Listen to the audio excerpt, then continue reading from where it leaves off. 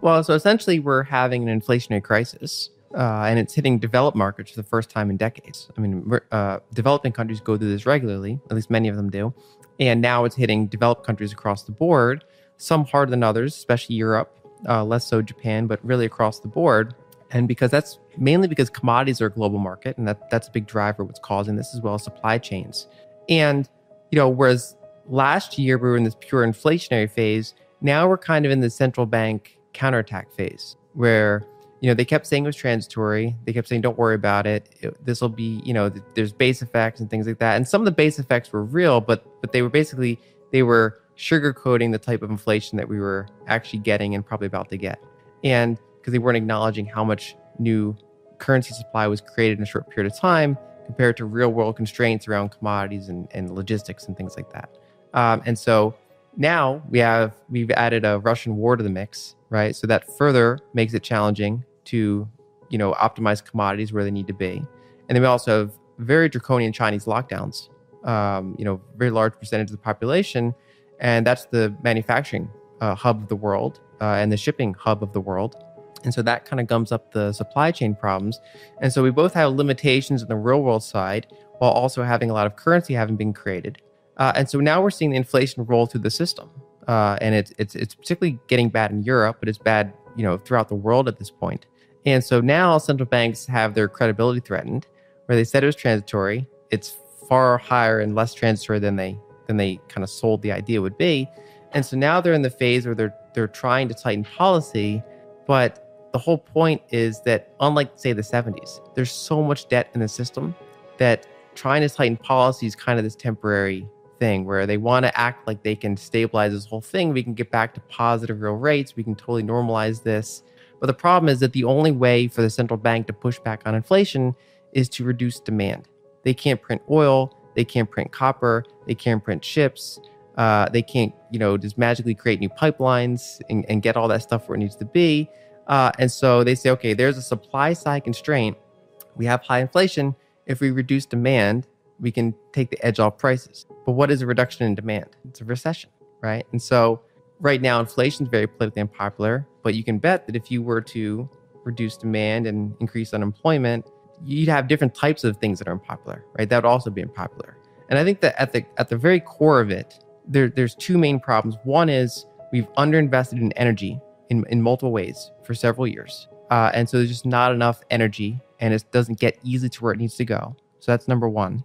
And that's very different than the past decade where we spent a large portion of the time with an energy oversupply because we brought in a lot of new types of oil to market, particularly shale. And we also had a slowdown in emerging markets. So demand was less than anticipated and supply was more than anticipated. So we had this glut of oil for a period of time. And that really destabilized prices, brought them low.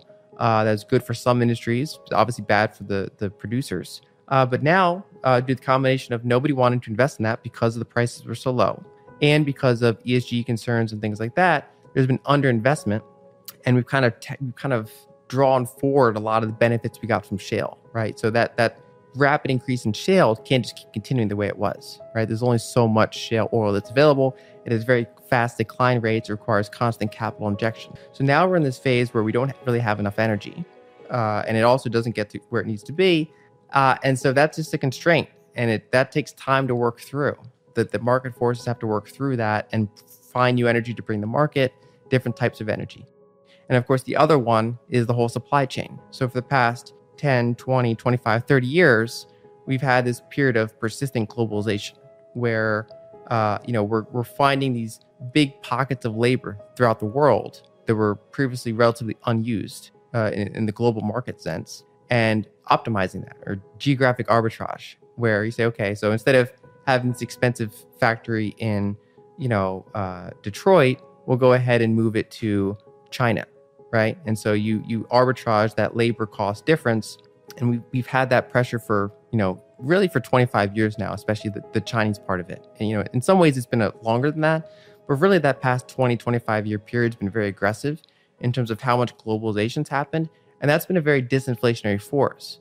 And so the concern is that as that kind of levels out, and then, even if it just doesn't deglobalize, if it just stops continuing to globalize, that's going to probably be inflationary. And then as it if it actually pulls back and we actually pull some supply chains back to the developed world, that's even more inflationary. And of course, that benefits some of the workers in those countries, right? So it's the whole thing is kind of based on where you are in the system, what you want out of the system. And the main takeaway, I think, is that the next 10, 20 years look very different than the past 10, 20 years. Before we continue, help us clicking that YouTube like button and subscribe now to our channel. This shows the algorithm that you valued this information. And it helps us spread that message. Sharing is caring.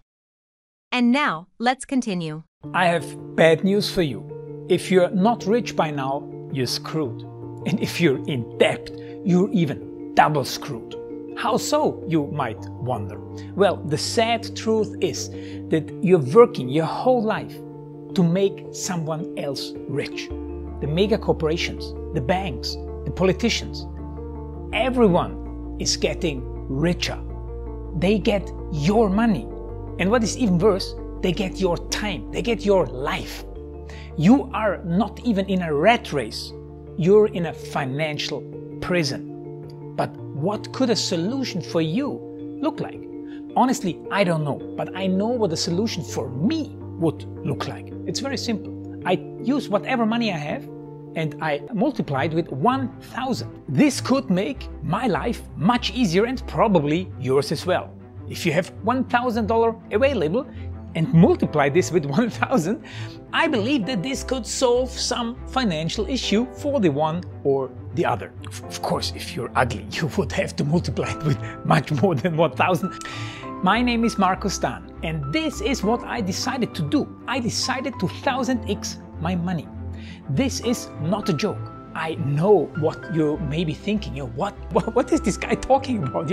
How should this work? This is not possible. Well, I made a detailed video where I laid out my plan.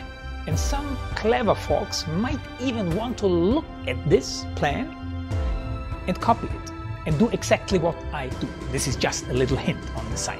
You have two options. You leave, you forget what you have seen. You do whatever you're doing and you hope that somehow you get some other results. Good luck with that. Or you click the link below the video. You enter your email address because I'm not showing this to everybody. You at least watch my video on how I plan to 1000x my money. The choice is yours. Make the right choice. Join me. See what a different future you could have. See at least how I plan to do the 1000x. So click on the link below, enter your email address, and I see you on the other side. Your Markus Dahn.